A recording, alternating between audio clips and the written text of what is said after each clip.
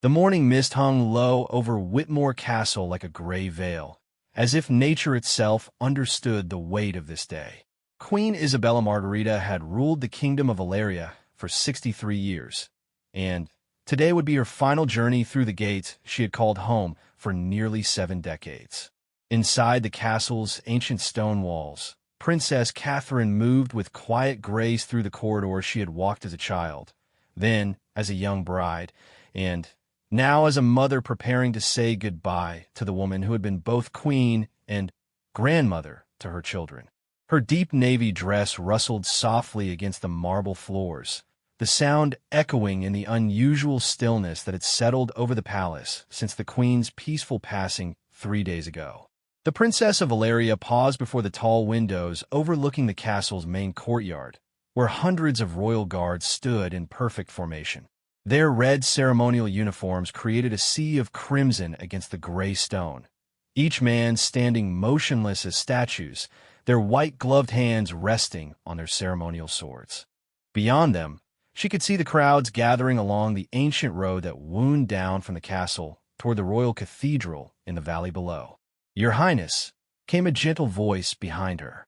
Catherine turned to see Mrs. Eleanor Hartwell, the Queen's longtime lady-in-waiting, approaching with careful steps. The elderly woman's eyes were red from crying, but her voice remained steady. "The carriages are nearly ready. The king requests your presence in the throne room." Catherine nodded, touching the diamond brooch on her dress, a gift from Queen Isabella on her wedding day 15 years ago. "How are the children managing, Mrs. Hartwell?" "Prince Alexander is being very brave, as you would expect. He keeps asking if grandmother will be proud of how straight he's standing. Princess Emma has been quiet, but she insisted on wearing the pearl necklace the Queen gave her last Christmas." Mrs. Hartwell's voice softened. "They understand this is important, Your Highness. They want to do right by her memory." As they walked together toward the throne room, Catherine remembered her first day at Whitmore Castle. She had been terrified of the formality, worried she would never learn all the rules and traditions that seemed to govern every moment of royal life. Queen Isabella had taken her aside that first evening and shared a secret that had guided Catherine through all the years since. "The crown is not about the jewels or the ceremonies, my dear," the Queen had said, her wise eyes twinkling with warmth. "It's about service. Every bow, every curtsy, every formal greeting, they're not about making us feel important. They're reminders that we belong to the people, not the other way around." Now, as Catherine prepared a curtsy to her beloved queen one final time, those words felt more meaningful than ever. She had watched Isabella serve their kingdom with dignity and compassion through wars and peace, celebrations, and sorrows. The Queen had never once complained about the weight of her duties, even as age had made each public appearance more challenging. The throne room doors opened before them, revealing a space transformed by grief and reverence. King Frederick stood beside Queen Isabella's casket, which lay in state beneath the ancient flags of Valeria. The coffin was draped in the royal standard, deep purple silk embroidered with golden dragons, the symbol of their house for over 800 years. White lilies, the Queen's favorite flowers, created a fragrant circle around the base. Crown Prince William stood with his father, his military dress uniform pressed to perfection. At 38, he had grown into a man who perfectly balanced his mother's compassion with his father's strength. His wife, Princess Margaret, held their twin daughters close, both girls dressed in matching black velvet with tiny white flowers in their hair. Catherine's own children waited near the great windows. Prince Alexander, now 12, stood with the posture his grandmother had taught him, while 10-year-old Princess Emma held a small bouquet of forget-me-nots she had picked from the palace gardens that morning. Both children had inherited their great-grandmother's bright blue eyes, and Catherine could see those eyes now filled with the kind of solemn understanding that comes to children who have been raised to understand duty. King Frederick approached Catherine, his face showing the strain of the past few days. At 81, he had lost not only his queen, but his partner of 60 years. Yet he moved with the same dignity that had made Queen Isabella fall in love with him when they were both young. "Catherine, my dear," he said, taking her hands in his weathered ones. She asked specifically that you lead the ladies of the family in the final farewell. She said you understood better than anyone what it means to serve with grace. Catherine felt tears threaten, but she blinked them back. Today was not about her grief, but about honoring a life that had touched millions. It would be my honor, Your Majesty. The king smiled sadly. Please, not today. Today, I'm just Frederick, missing his Isabella. Outside, the cathedral bells began to toll, their deep bronze voices carrying across the valley. It was time for Queen Isabella's final journey from Whitmore Castle, the place where she had been crowned as a young woman of 25, where she had raised her children, where she had governed a nation through decades of change and challenge. The royal family formed the procession that would accompany the Queen's casket to the courtyard. Catherine took her place behind King Frederick and Crown Prince William, with her children beside her. As they moved through the castle's halls, servants lined the corridors, each one bowing or curtsying as the Queen passed by for the last time. The great doors of Whitmore Castle opened to reveal thousands of people gathered in respectful silence. The Queen's casket would travel on a horse-drawn hearse, followed by the royal family in ceremonial carriages. Catherine helped her children into their carriage, making sure Emma's flowers were secure and that Alexander's ceremonial sword was properly positioned. As their carriage rolled through the castle gates, Catherine saw the faces of people who had come from every corner of Valeria to say goodbye. Farmers stood beside bankers, teachers beside shopkeepers, all united in their respect for a queen who had never forgotten that her greatest responsibility was to them. Young mothers lifted babies to see the procession, elderly veterans saluted as the hearse passed, and children threw white flower petals that created a soft carpet along the ancient stone road. Catherine realized that this massive outpouring of love was Queen Isabella's true legacy, not the laws she had signed or the treaties she had witnessed, but the way she had made every citizen feel valued and heard. The procession moved slowly down the winding road, giving people time to pay their respects. Catherine watched through the carriage window as a group of school children began singing the national anthem, their young voices carrying on the morning air. Soon, thousands of people were singing together, creating a sound unlike anything Catherine had ever heard. As Whitmore Castle grew smaller behind them, Catherine understood that this journey was more than a funeral procession. It was a celebration of a life lived in service, a final gift from a queen who had spent 63 years proving that true nobility comes not from birth, but from how one chooses to serve others. The royal cathedral waited in the valley below, its ancient spires reaching toward heaven like prayers made of stone. There, surrounded by the history and tradition that Queen Isabella had both honored and shaped, the royal family would say their final goodbye to a woman who had been the heart of their kingdom and the gentle strength that had guided them all. But first, they would complete this journey together, one last royal procession for a queen who had made service look like grace and duty feel like love. The royal cathedral of St. Helena stood like a guardian over the Valley of Kings, its limestone walls weathered by centuries, but still magnificent in their ancient strength. As the royal procession approached, the cathedral's bells joined those of every church across Valeria, creating a symphony of bronze voices that seemed to shake the very earth. Catherine watched from her carriage window as the massive oak doors of the cathedral opened, revealing the warm golden light within. Hundreds of candles flickered along the nave, and she could see that every pew was filled with representatives from around the world who had come to pay their respects to Queen Isabella. The carriage came to a gentle stop at the cathedral steps, where the Archbishop of Valeria waited in his ceremonial robes of white and gold. Archbishop Thomas had served the royal family for 30 years, and Catherine could see the genuine grief in his kind face as he prepared to say goodbye to a woman who had been both his queen and his friend. "Mama, look at all the people," Princess Emma whispered, pressing her small face against the carriage window. The cathedral square was filled with thousands of citizens who had walked, driven, and even traveled from neighboring countries to be present for this moment. Prince Alexander straightened his shoulders as a footman opened their carriage door. Remember what great-grandmother taught us, Emma. We represent all the people who cannot be here today. We must be worthy of their trust. Catherine felt a surge of pride at her son's words. Even at 12, he understood the weight of responsibility that came with their position. Queen Isabella would have been pleased to see how well he had learned the lessons she had spent years teaching him. As they stepped from the carriage, the massive crowd fell into complete silence. Catherine took Emma's hand and nodded to Alexander, and together they walked toward the cathedral steps where the rest of the royal family was gathering. The children's footsteps echoed against the ancient stones, and Catherine could feel the eyes of thousands upon them. King Frederick stood at the base of the cathedral steps, his tall frame bent slightly with age, but still carrying the unmistakable bearing of a man who had ruled alongside Queen Isabella for 6 decades. Crown Prince William was at his father's side, ready to support both his grieving father and his future subjects through this difficult day.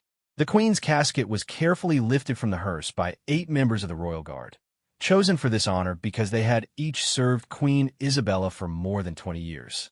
Their movements were precise and reverent as they carried their beloved queen toward her final resting place. Catherine and her children took their positions in the family procession, following ancient protocols that had been observed for generations. As they climbed the cathedral steps, Catherine noticed how the morning sun caught the stained glass windows, sending streams of colored light across the stone floor like a divine blessing. Inside the cathedral, the atmosphere was both solemn and beautiful. The ancient walls seemed to pulse with centuries of prayers and ceremonies, christenings and coronations, weddings and farewells. The scent of white lilies filled the air, mixed with the gentle fragrance of incense and old wood. Representatives from dozens of nations filled the pews. Catherine recognized the president of the neighboring Republic of Astoria, the crown princess of the Nordic kingdom of Nordmark, and countless ambassadors who had worked with Queen Isabella over the decades. Each face showed genuine respect for a monarch who had been known throughout the world for her wisdom and compassion. As the royal family took their places in the front pews, Catherine helped Emma arrange her small bouquet of forget-me-nots and made sure Alexander's ceremonial sash was properly positioned. These details mattered not because of vanity, but because Queen Isabella had taught them that every gesture in public was a form of communication with their people. Archbishop Thomas approached the altar, his voice carrying clearly through the cathedral as he began the service. We gather today, not in despair, but in celebration of a life that touched countless others. Queen Isabella Margarita was a monarch who understood that true power lies not in commanding, but in serving. Catherine listened as the archbishop spoke about Queen Isabella's early years, her marriage to King Frederick, and the challenges they had faced together. He told stories of the Queen's private acts of kindness, visiting hospitals unannounced, corresponding personally with families who had lost loved ones in service to the crown, and her insistence on personally meeting every child who rode to the palace. She believed that every citizen was her responsibility. The archbishop continued. From the smallest child to the eldest grandparent, Queen Isabella saw each person as worthy of her attention and care. She often said that a crown was not a privilege, but a promise to put the needs of others before her own. Prince Alexander reached over and took his mother's hand, his young face serious with concentration. Catherine squeezed his fingers gently, remembering how Queen Isabella had held her own hand during her first major royal ceremony 15 years ago, offering silent support when the protocols seemed overwhelming. The service continued with readings from Queen Isabella's favorite passages, verses about service, compassion, and the responsibility that comes with leadership. Crown Prince William read from the Book of Proverbs, his voice steady despite the emotion Catherine could see in his eyes. She opens her mouth with wisdom, and on her tongue is the law of kindness. When it came time for the final farewell, the royal family rose as one. This was the moment Catherine had been dreading and preparing for in equal measure. According to tradition, each member of the family would pay their final respects with a curtsy or bow before the Queen's casket. King Frederick approached first, his steps slow but dignified. He placed his hand on the casket and spoke words too quiet for others to hear, his final private conversation with the woman who had been his partner in all things. When he stepped back and offered a deep bow, Catherine saw tears on his weathered cheeks. Crown Prince William followed, his bow precise and respectful. Princess Margaret curtsied deeply, her twin daughters mimicking their mother's movements with the careful precision of children who understood they were part of something larger than themselves. Then it was Catherine's turn. She approached the casket with measured steps, her children behind her. The white lilies seemed to glow in the candlelight, and for a moment, Catherine felt as though Queen Isabella was still with them, still watching over her family with the gentle strength that had defined her reign. Catherine sank into the deepest curtsy of her life, her head bowed, her heart full of gratitude for a woman who had been mentor, grandmother to her children, and friend. Behind her, she heard the rustle of fabric as Alexander bowed, and Emma curtsied, both children honoring their great-grandmother with the grace she had taught them. As Catherine rose, she noticed that the entire congregation had stood in silent respect.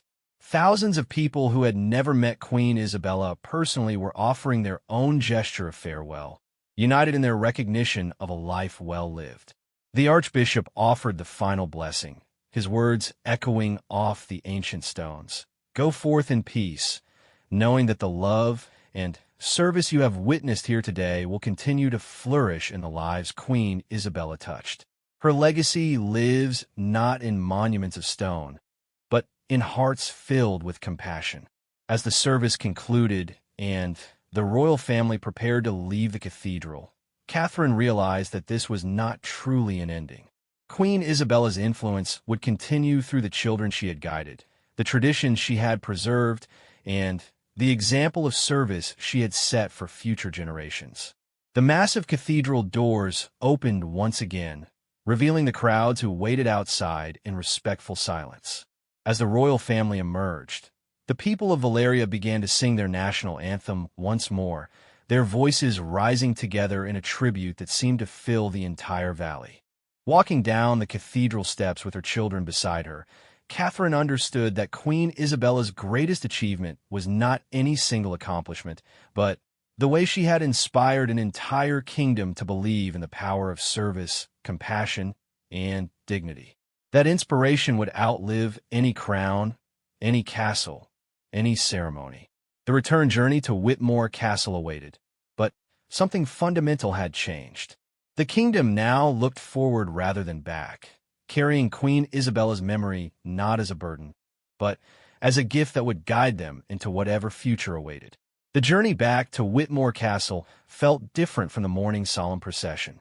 While the ceremony had been about saying goodbye, the return trip carried a sense of moving forward, of carrying Queen Isabella's legacy into an uncertain but hopeful future.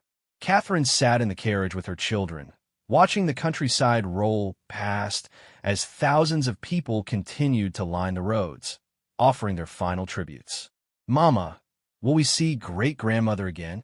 Princess Emma asked quietly, her small hand still clutching the forget-me-nots she had carried throughout the service. At 10 years old, she was beginning to understand the finality of death, but still held onto the hope that somehow goodbyes weren't forever. Catherine wrapped her arm around her daughter, choosing her words carefully. "Great-grandmother lives on in all the good things she taught us, sweetheart. Every time you show kindness to someone who needs help, every time you remember your manners, every time you think about what's best for others before yourself, that's great-grandmother with us." Prince Alexander, sitting straighter than any 12-year-old should need to, added thoughtfully, "Father says that's what it means to be royal. It's not about the crown or the castle. It's about keeping alive all the good things the people before us started." Catherine smiled at her son's wisdom, seeing so much of Queen Isabella in his earnest desire to understand his responsibilities. The Queen had spent countless hours with both children, teaching them that their privilege came with the obligation to serve others. Now, Watching Alexander process these complex ideas, Catherine could see that those lessons had taken root. As their carriage approached Whitmore Castle, Catherine noticed changes that marked this transition from Queen Isabella's reign to King Frederick's continued rule. Royal guards stood at attention along the drive, but their ceremonial red uniforms have been replaced with the deep blue that traditionally marked periods of royal mourning. The flags above the castle flew at half-staff, and black ribbon had been draped across the ancient coat of arms above the main gate. Inside the castle, the atmosphere was subdued, but not hopeless. The great halls that had echoed with the sounds of the morning's ceremony now buzzed with the quiet efficiency of a royal household adapting to change. Servants moved purposefully through the corridors, preparing for the gathering that would follow the service. A more private time for family, close friends, and longtime members of the royal household to share memories and support one another. Catherine guided her children to their rooms to change out of their formal mourning clothes. Emma was exhausted from the emotional weight of the day, and Catherine helped her into comfortable clothes before tucking her in for a much-needed nap. Alexander, however, seemed energized by the significance of what he had witnessed. "Mama, may I ask you something?" he said as Catherine straightened his everyday clothes. When great-grandmother was young, was she ever afraid of being queen? Catherine sat on the edge of his bed, remembering conversations she had shared with Queen Isabella over the years. She told me once that she was terrified when she first became queen. She was only 25, younger than your father is now.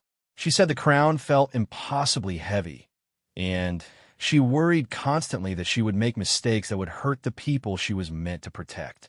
What made her stop being afraid?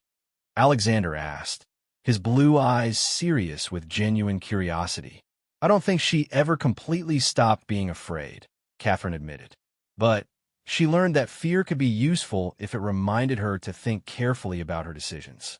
She said that anyone who wasn't at least a little afraid of the responsibility of leadership probably shouldn't have it. Alexander nodded solemnly, processing this information with the gravity of a boy who knew he would someday face similar challenges. "Do you think I'll be a good king someday?" Catherine felt her heart swell with pride and protectiveness.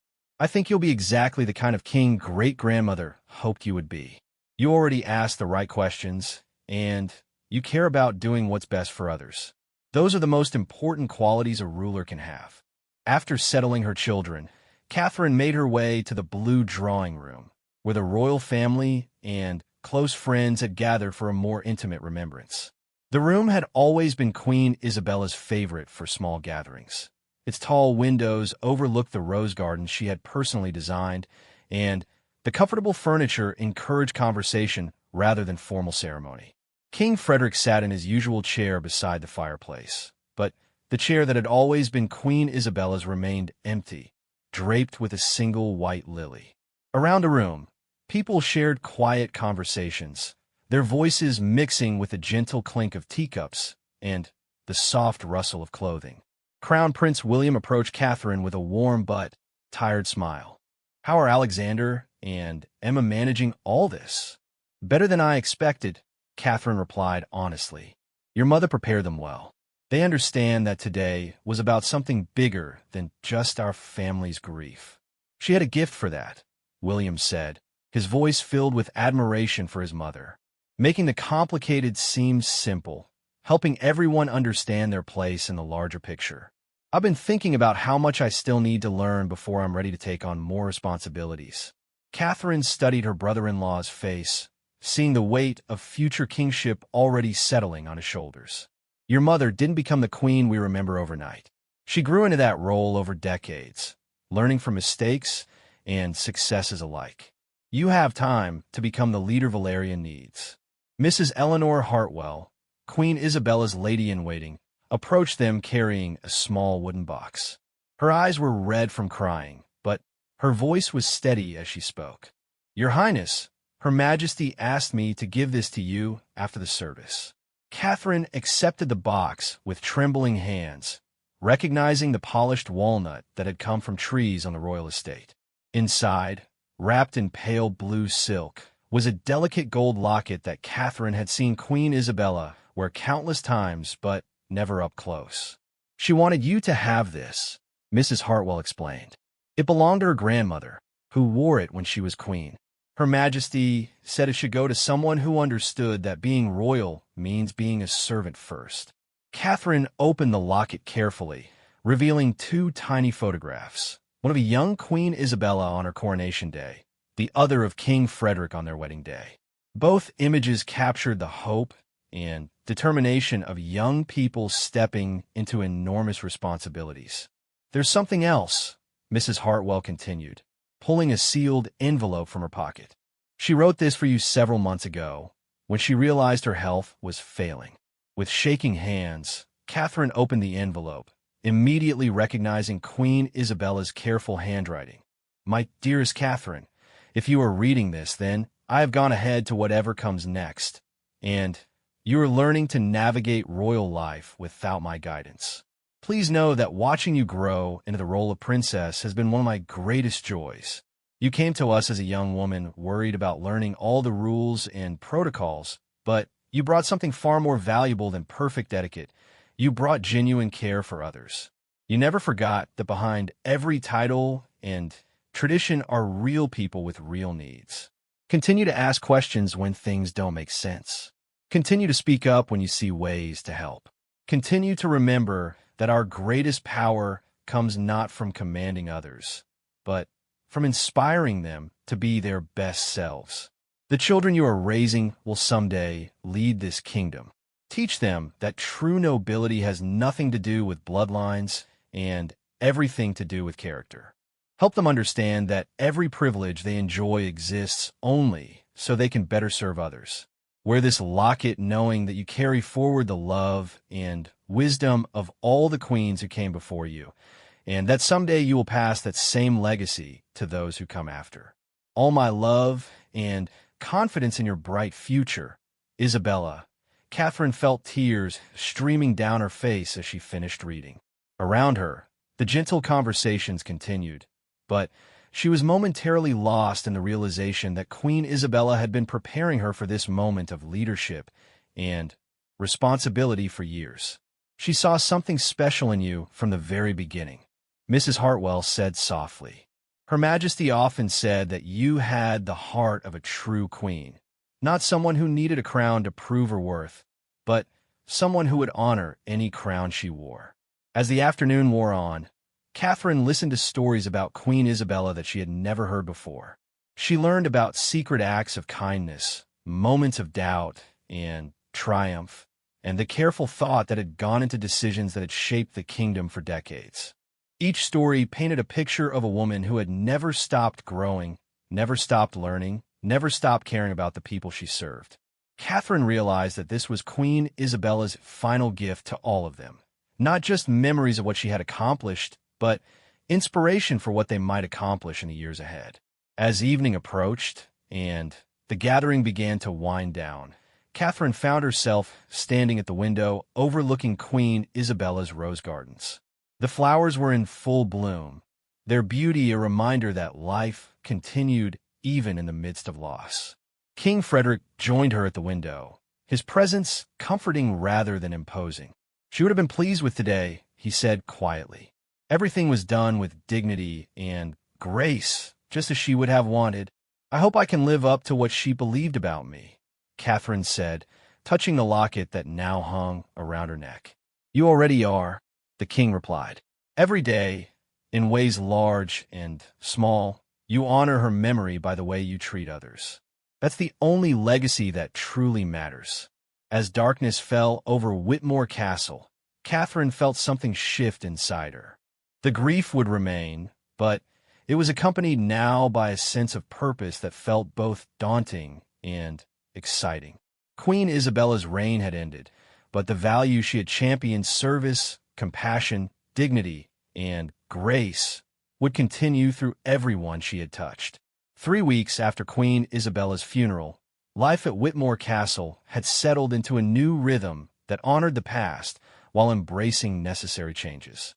Catherine found herself taking on responsibilities that had previously belonged to the Queen, discovering that grief and growth could happen simultaneously in ways she had never expected. The morning sun streamed through the tall windows of the Queen's former study, which Catherine had been asked to help organize. King Frederick had decided that important decisions about Queen Isabella's personal effects should involve the women of the family, recognizing that they might better understand which items held special meaning and which could be donated to charity. Catherine sat at the massive oak desk where Queen Isabella had written countless letters, reviewed state documents, and planned the charitable initiatives that had defined much of her later reign. Neat stacks of correspondence covered the desktop, each pile representing different aspects of the Queen's work. Thank you notes to hospital volunteers, responses to children's letters, drafts of speeches for upcoming events that would now need to be reorganized. Princess Margaret knocked gently on the door before entering, her arms full of photo albums from Queen Isabella's personal collection. "I thought you might want to look through these," she said, settling into the chair across from Catherine. "Frederick asked me to help identify which photographs might be appropriate for the memorial exhibition they're planning." As they opened the first album, Catherine was struck by how different these images were from the formal royal portraits she was accustomed to seeing. Here was Queen Isabella as a young mother, flower on her apron as she helped a very small crown Prince William decorate cookies. Another showed her kneeling in the palace gardens, teaching a toddler version of Princess Emma how to plant seeds. She documented everything, Margaret observed, turning the pages slowly. Not just the official events, but all the small moments that made up a life. Catherine paused at a photograph that made her breath catch. It showed Queen Isabella on Catherine's wedding day, adjusting the young bride's veil with gentle hands while offering words of encouragement. Catherine remembered that moment, how nervous she had been, how overwhelming the ceremony had seemed, and how Queen Isabella's calm presence had steadied her nerves. "She told me that day that being royal wasn't about being perfect," Catherine said, touching the photograph lightly. "She said it was about being genuine and letting people see that you cared about them as individuals, not just as subjects." Margaret smiled knowingly. "She gave me similar advice when I married William. She said that people can forgive almost any mistake if they believe you have their best interests at heart, but they'll never forgive insincerity, no matter how perfectly you follow protocol." They continued through the albums, finding pictures that told the story of Queen Isabella's evolution from a young woman uncertain about her role to a confident leader who had shaped her kingdom's character for more than 6 decades. There were images from state visits where she had clearly charmed foreign dignitaries, photos from hospital openings where she was genuinely engaged with patients, and countless pictures of family moments that showed her gift for making everyone feel valued and loved. "Look at this one," Margaret said, pointing to a photograph from about 5 years ago. It showed Queen Isabella sitting in the castle library with Prince Alexander and Princess Emma, all 3 heads bent over an enormous book of fairy tales. She was teaching them to read that day, but she was really teaching them about stories, how every person has one, and how important it is to listen. Catherine remembered that afternoon well. Queen Isabella had explained to the children that fairy tales were popular not because they were magical, but because they taught important lessons about kindness, courage, and the difference between right and wrong. She had encouraged Alexander and Emma to think about what kind of story they wanted their own lives to tell. A soft knock interrupted their reminiscing. Mrs. Hartwell entered carrying a tea service and accompanied by a young woman Catherine didn't recognize. "Your Highness, this is Miss Sarah Collins from the Royal Historical Society. She's here to help catalog Her Majesty's papers for the Royal Archives."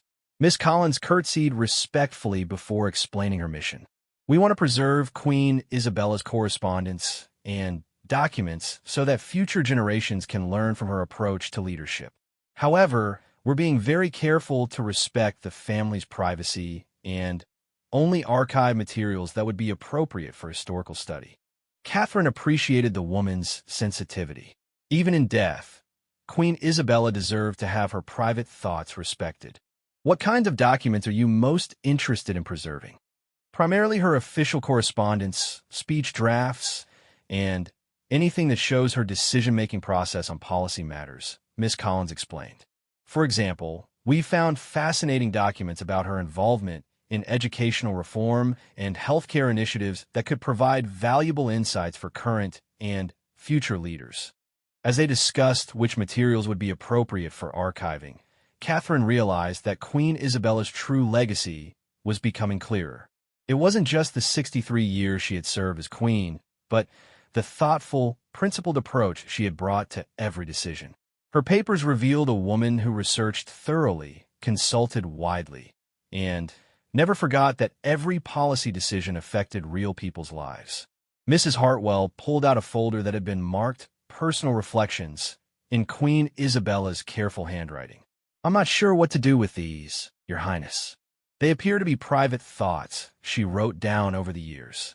Catherine opened the folder carefully, finding pages of Queen Isabella's observations about leadership, family, and the challenges of balancing public duty with private desires. One entry, dated just 2 years ago, particularly caught her attention. "I find myself thinking often about legacy these days. Not the official one that will be written in history books, but the real legacy that lives on in people's hearts and actions. Have I raised children and grandchildren who understand that privilege is meaningless without purpose? Have I shown them that true strength comes from lifting others up, not from standing above them?" I watch Catherine with the children and feel hopeful. She has never forgotten where she came from or lost sight of who she serves. When Alexander and Emma look at her, they see someone who treats the palace gardener with the same respect as a visiting head of state. That lesson is worth more than all the protocol and etiquette training in the world. Catherine felt tears gathering as she read Queen Isabella's private assessment. Even in her personal writings, the Queen had focused not on her own accomplishments, but on her hopes for the next generation. "She wrote about all of you," Mrs. Hartwell said gently. Pages and pages about watching the family grow and change. She was so proud of how each person found their own way to serve others. Princess Margaret leaned forward, her interest clearly piqued. What did she write about the children?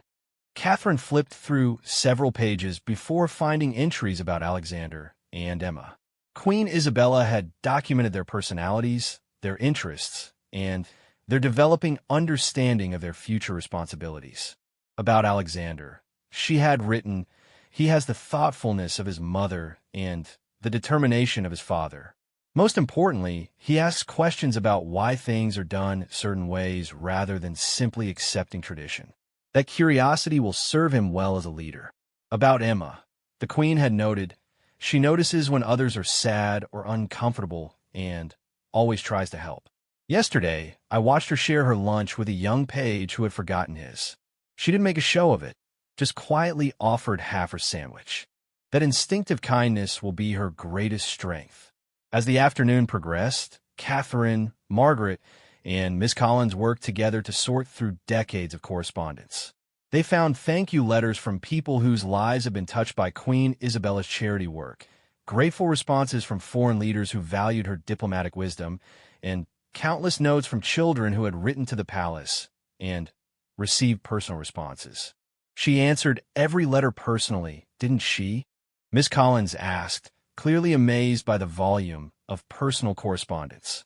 "Every single one," Mrs. Hartwell confirmed. Her Majesty believed that when someone took the time to write to their queen, they deserved the courtesy of a personal response.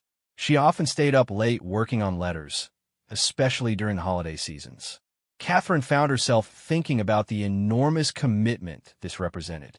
Beyond all her official duties, Queen Isabella had spent countless hours connecting personally with individual citizens, making each person feel seen and valued. It was the kind of dedication that couldn't be faked or delegated. As they prepared to conclude their work for the day, Miss Collins made an observation that resonated deeply with Catherine. "What strikes me most about Queen Isabella's papers is how consistent her voice remained over the decades. Whether she was writing to a head of state or responding to a school child, she always sounded like the same person, genuine, thoughtful, and caring. That's because she was always the same person," Catherine realized. The crown didn't change who she was fundamentally. It just gave her a platform to express her values more widely. As evening approached, and the castle settled into its quiet nighttime rhythm, Catherine remained in Queen Isabella's former study, surrounded by the evidence of a life dedicated to service. She understood now that the Queen's greatest gift to her family and kingdom wasn't any single achievement, but the example she had set of how to live with purpose and integrity. The locket Queen Isabella had left her felt warm against her chest as Catherine made a decision. Tomorrow, she would begin writing in her own journal, documenting not just events, but her thoughts and hopes for the future. Someday, her children might benefit from understanding how their mother had tried to learn from Queen Isabella's example. More immediately, Catherine realized she wanted to continue some of Queen Isabella's traditions, particularly responding personally to letters from citizens. It would be time-consuming and challenging, but it felt like the right way to honor a woman who had never forgotten that leadership was fundamentally about serving others. As she turned off the lights in the study, Catherine felt Queen Isabella's presence not as a ghost from the past, but as a guiding influence for the future. The Queen's reign had ended, but her impact would continue through everyone who had learned from her example of how to lead with grace, serve with humility, and love without conditions. 6 months had passed since Queen Isabella's funeral, and Whitmore Castle had found its new equilibrium. The portrait of the beloved queen that now hung in the great hall showed her in her later years, wisdom and kindness radiating from her gentle smile. Below it, fresh white lilies were replaced weekly by palace staff who had served her for decades and refused to let anyone else handle this particular duty. Catherine stood before the portrait on a crisp autumn morning, adjusting the diamond brooch Queen Isabella had given her, the same brooch she now wore to every official function. Today marked a special milestone, the first major state visit since Isabella's passing, and Catherine will be taking on many of the ceremonial responsibilities that had previously belonged to the Queen. Nervous? Crown Prince William asked, joining her in front of his mother's portrait. He wore his dress uniform with the same easy confidence Queen Isabella had always carried, but Catherine could see traces of uncertainty in his eyes. They were all still learning how to navigate their roles without Isabella's gentle guidance. Terrified, Catherine admitted honestly, remembering how Queen Isabella had always encouraged truthfulness, especially about one's own limitations. But also excited. I keep hearing her voice in my head, reminding me that the ceremony isn't about us. It's about making our guests feel welcomed and respected. The state visit was from the Prime Minister of the Republic of Astoria, Valeria's closest ally and trading partner. Prime Minister Elena Rodriguez had specifically requested to meet with the ladies of the royal family, having heard about Queen Isabella's diplomatic skills from her own grandmother, who had worked with the Queen decades earlier. Princess Emma appeared at Catherine's side, wearing a navy blue dress with a small diamond pin that had belonged to Queen Isabella. At 10 and a half, she was old enough to participate in some official functions, and today she would help greet the visiting delegation's children, a role Queen Isabella had created specifically to help young royals learn their responsibilities gradually. Mama, do you think great-grandmother would be proud of how we're managing everything? Emma asked, unconsciously echoing the concerns that occupied all their thoughts. Catherine knelt to Emma's level, straightening her daughter's pin and meeting her serious blue eyes. I think she would be proud that we're still asking that question. She always said that the moment we stop worrying about whether we're doing right by the people we serve is the moment we stop being worthy of our positions. Prince Alexander appeared, looking remarkably grown-up in his ceremonial uniform. At 13, he was beginning to show signs of the man he would become. His height had increased dramatically over the past months, and his voice was starting to change. More importantly, he carried himself with a natural dignity that came from years of Queen Isabella's patient instruction. Father sent me to tell you that the Asturian delegation has been spotted on the road. He reported formally, then broke into a grin. Also, Chef Henri is completely panicking about the state dinner tonight. He keeps asking if we're sure Queen Isabella's recipe for salmon with herbs is what Prime Minister Rodriguez is expecting. Catherine smiled, remembering how Queen Isabella had maintained detailed notes about the preferences of visiting dignitaries. The salmon dish had been a particular favorite during Prime Minister Rodriguez's previous visits, and continuing the tradition felt like a way of honoring both the Queen's attention to detail and the relationships she had built. The royal family made their way to the castle's main courtyard, where an honor guard had assembled in perfect formation. King Frederick stood ready to receive their guests, his bearing still regal despite the months of grief that had aged him noticeably. Yet Catherine could see that hosting this state visit had energized him, giving him a renewed sense of purpose. As the Asturian motorcade approached, Catherine felt the familiar flutter of nerves that preceded any major royal function.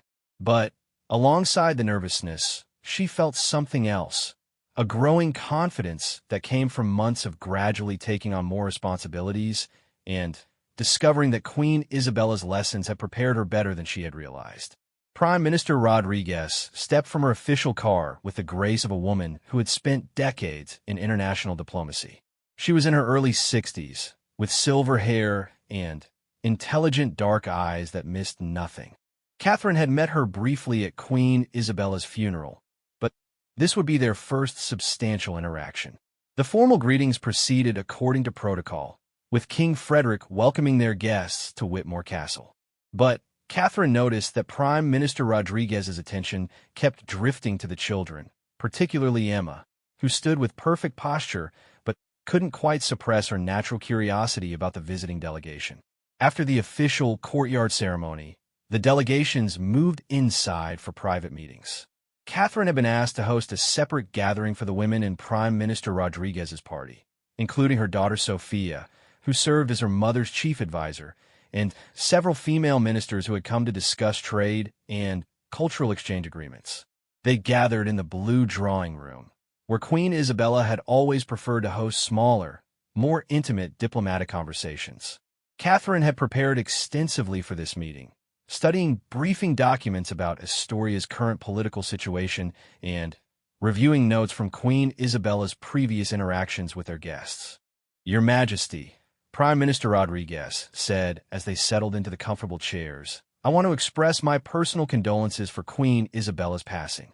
She was a remarkable woman who understood that diplomacy is ultimately about building relationships between people, not just negotiating agreements between governments." "Thank you," Catherine replied. "She often spoke about you with great respect. I believe she valued your friendship as much as the alliance between our nations. She had a gift for making everyone feel heard," Sophia Rodriguez added. "During my first visit here 10 years ago, I was terrified of making some diplomatic mistake. Queen Isabella took me aside and shared stories about her own early diplomatic blunders. By the end of our conversation, I felt like I could handle anything." Catherine smiled, recognizing Queen Isabella's approach. The Queen had believed that sharing her own vulnerabilities and mistakes was often the fastest way to put others at ease and build genuine connections. As their conversation progressed, Catherine found herself naturally following Queen Isabella's diplomatic style, asking thoughtful questions, listening carefully to the responses, and looking for ways to find common ground between different perspectives. They discussed educational exchanges between their universities, collaborative research projects, and cultural festivals that could strengthen ties between their peoples. "I'm particularly interested in the literacy program Queen Isabella started," Minister of Education Carmen Vega explained. "We're facing similar challenges in our rural communities, and we'd love to learn from your successes." Catherine felt a surge of pride as she described the program, which had been one of Queen Isabella's most personal projects. The Queen had insisted on visiting rural schools personally, reading to children, and encouraging them to believe that education could open any door they chose to walk through. Queen Isabella always said that a kingdom is only as strong as its most educated citizens, Catherine explained. She believed that investing in children's literacy was the most important thing we could do for our future. As the afternoon wore on, Catherine realized that she was genuinely enjoying this diplomatic conversation. Rather than feeling overwhelmed by protocol and procedure, she found herself energized by the opportunity to discuss meaningful issues and explore ways their nations could work together for mutual benefit. Prime Minister Rodriguez seemed to notice Catherine's growing confidence. "You have a natural gift for this, Your Highness. Queen Isabella chose well when she prepared you to take on these responsibilities."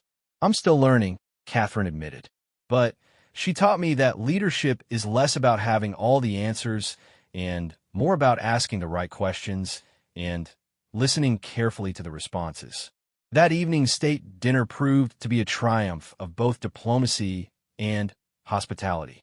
Chef Henry Salmon was perfectly prepared according to Queen Isabella's recipe, and the conversation flowed easily between serious discussions of international cooperation and lighter exchanges about family, culture, and shared experiences. Catherine watched Prince Alexander and Princess Emma during dinner, noting how naturally they engaged with the visiting children.